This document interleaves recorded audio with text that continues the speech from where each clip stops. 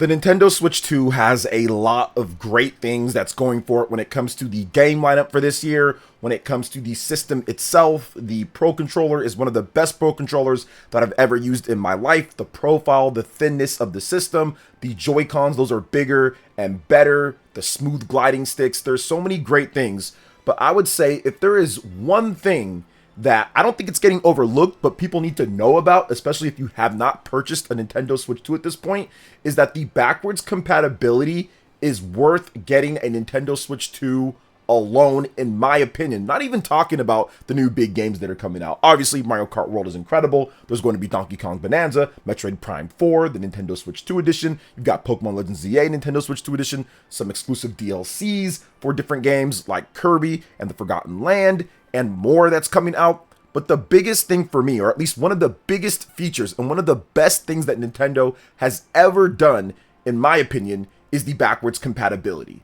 Nintendo's history with backwards compatibility has been spotty. There's been times when, okay, they have it, and when they have it, it's pretty vanilla. Like, for example, the Wii to the Wii U. You just take the Wii game, you put it in your Wii U, it essentially like boots in a Wii U mode, so there's really nothing else to it outside of that, and it also gets a little bit weird when it comes to the gamepad and the Wii remotes and having to play stuff, and you can't really use the gamepad sometimes to play, and it's just kind of not that great, honestly. Now, with the GameCube to the Wii, it was definitely a bit better in terms of how they did that, because you have the GameCube adapters, or more like the GameCube ports at the top, so sometimes you could use games, but with the Wii games, you couldn't always use game controllers. It was kind of weird depending on what game you're playing, so it was a little awkward, but it wasn't too bad. Now, they still had backwards compatibility for a lot of their portable systems, from Game Boy to Game Boy Advance, and from Game Boy Advance to the DS, and from the DS to the 3DS, and that was great. But once again, it was all pretty vanilla stuff overall. They just took the previous system, put it in the new system when it comes to the chip, or however they used to get it done, but it was exactly like it. Now, I was unsure how they would do backwards compatibility with the Nintendo Switch 2. People would ask me on my live streams, like, hey, OJ, you think they can actually do upgrades and things like that, like Microsoft? And I'm like, hey, look, no, I'm not sure. I'm not sure, because Nintendo has never done that in their history. Usually, when we get a game from a previous system and it performs better, they've actually remastered the game or remade the game. It's not like they just let you pop the game in and then all of a sudden it's better. That's almost never happened when it comes to Nintendo. So I wasn't sure if that was going to be a thing. But then we found out what's happening with the Nintendo Switch 2 and what they're doing with backwards compatibility, and how it's more of an emulation with a little bit of hardware, but a lot of it is emulation, and that pretty much opened the floodgates until Nintendo confirmed that a lot of games just ran better without even patching or anything like that. Plus, they're also going to be doing free updates for the games, and that's when I felt, okay, this is going to be the start of something absolutely incredible, in my opinion, and we're going to have to look out for this. But before we get into more, please make sure you hit that subscribe button, hit that like button, check out the link in the description. We are giving away a Nintendo Switch 2. So if you want to win that, hit the subscribe button, head over to the community page and vote on the poll, drop a comment there as well. Now let's go ahead and get right back into this, because the Nintendo Switch 2 backwards compatibility is not perfect. There are some games that are having some issues here and there. Pikmin 3 has been reported, maybe Pikmin 4. I'm not 100%, but I know that there's been some issues with some games. But the biggest reason why the Nintendo Switch 2 is worth getting for backwards compatibility alone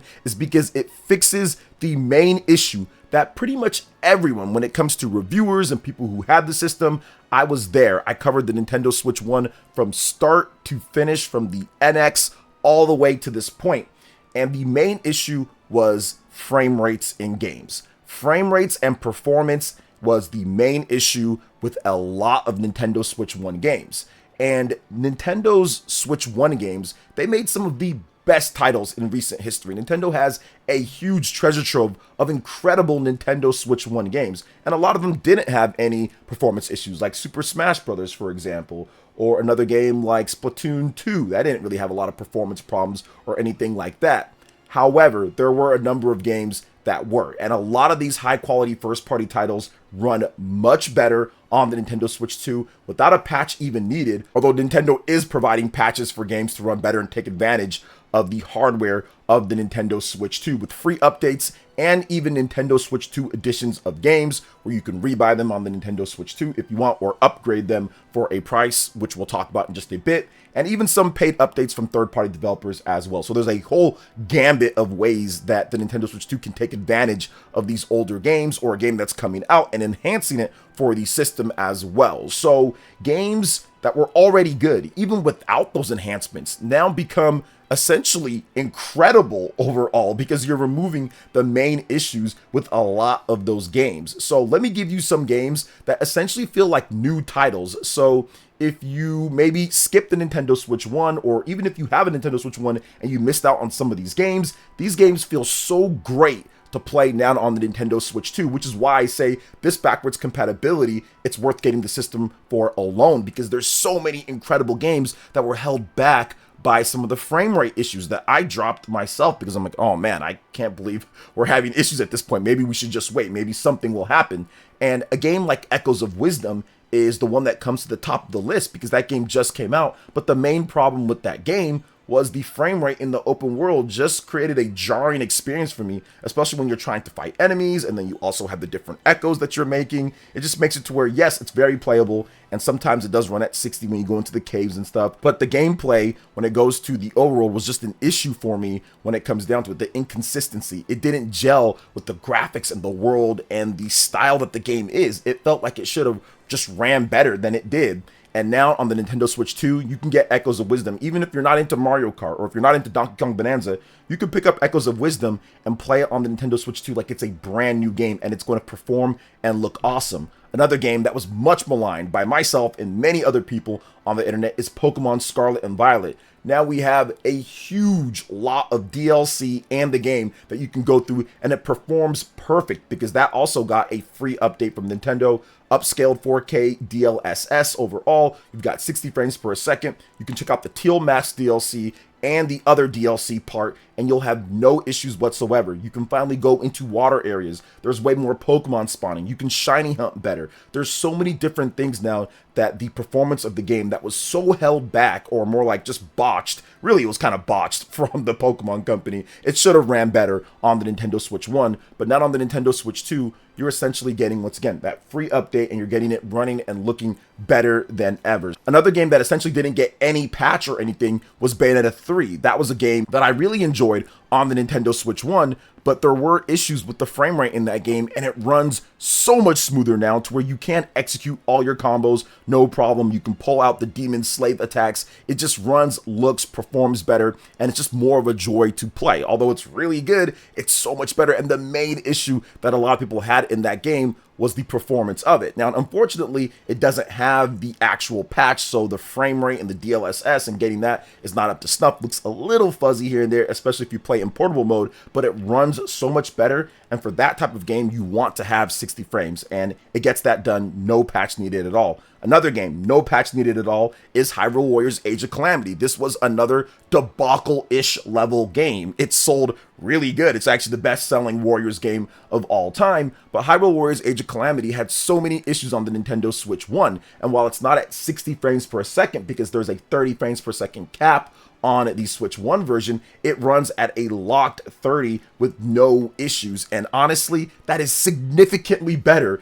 than the original game, which just sounds crazy. Wait a minute, 30 frames significantly better? Yes, because there was times that game would be running like at 20 frames or 17 frames, especially when you had the Divine Beast sections and stuff.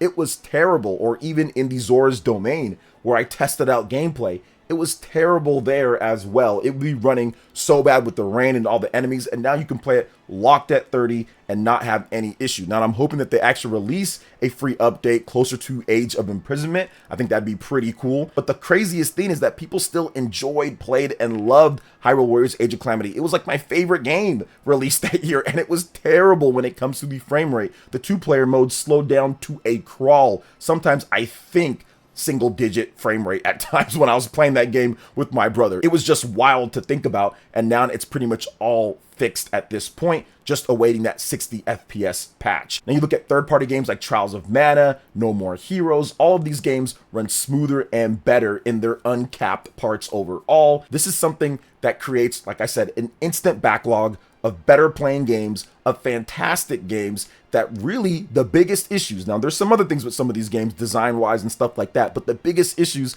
were frame rate problems. Look at something like Super Mario 3D World plus Bowser's Fury. In portable mode, for some reason, maybe battery life, I'm not really sure what's happening there, the clock speed or the open world, that only ran at 30 frames per second. If you dock it, it ran at 60, or more like the target was 60, but it would frame rate skip when Bowser came out and stuff like that. Now you have no more issues with that. They've added in a much cleaner look to the game, and you get a consistent 60 FPS in portable mode and in dock mode. That creates a whole new experience if you're trying to play Bowser's Fury portable, which is one of the big actual selling points of the Nintendo Switch is portable play, and now Bowser's Fury runs flawless on there. Two other games that I have to mention because they are some of the showcase or centerpiece games, and really you don't see or know how much better it is until you actually try it out on your screen and see it, and that's The Legend of Zelda Tears of the Kingdom and Breath of the Wild. I've been playing both of them sparingly here and there, and it's such a night and day difference, especially with Tears of the Kingdom, where anytime that you pulled out Ultra Hand, there'd be a frame rate dip. If there was rain plus Ultra Hand and enemies, there would be frame rate dips. I mean, it would adjust and kind of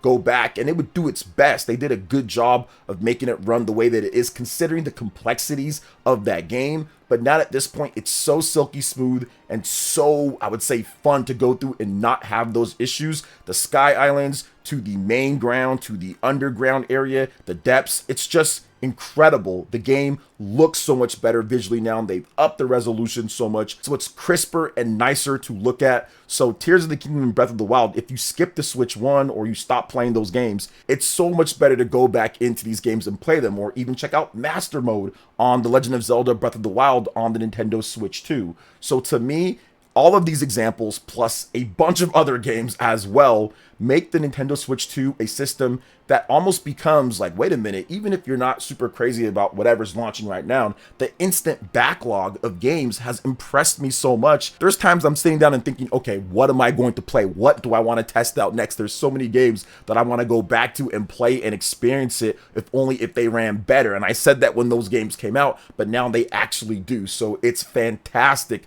that we're getting this. So to me, this is the best backwards compatibility that I've ever seen, because the Nintendo Switch 1 has one of the best libraries that I've ever seen, plus the updates. So that's why I think that this is one of the best, if not the best, backwards compatibility, because there's so many games that are really good that absolutely just needed to run better, and now they do on this hardware with the Nintendo Switch 2, and not just on your TV, but actually anywhere that you want native instantly. That to me just creates a backwards compatibility in terms of playability and in terms of accessibility to where you can play it. It just makes it incredible in my opinion. So you can get in some hours whenever you can, or if you're somewhere else out of the house, it's just awesome overall. Now, I do think that things will only get better as Nintendo releases more game updates, developers kind of get more stuff. We could see more Nintendo Switch 2 editions and all of that. So if you never got a Switch, I think that Switch 2 is a must buy at some point. If you never got one, if you're looking for a recommendation more like it, I would have to recommend it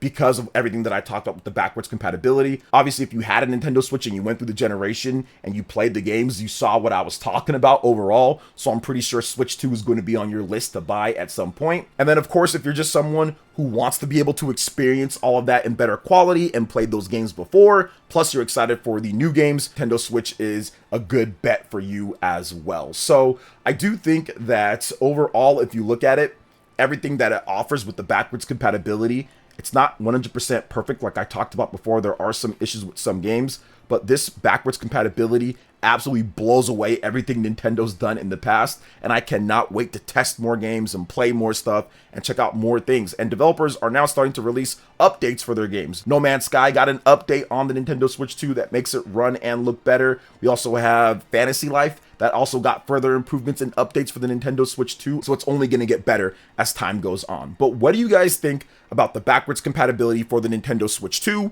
Let me know in the comment section below. Alright guys, that wraps it up for this video here. Thank you so much for watching. I do appreciate it. Please make sure you hit that like button, subscribe if you're someone new, click that notification bell, and check out my other Nintendo Switch 2 RPG content and more right here on screen. Thanks for watching, and we'll catch you guys for the next one. Peace.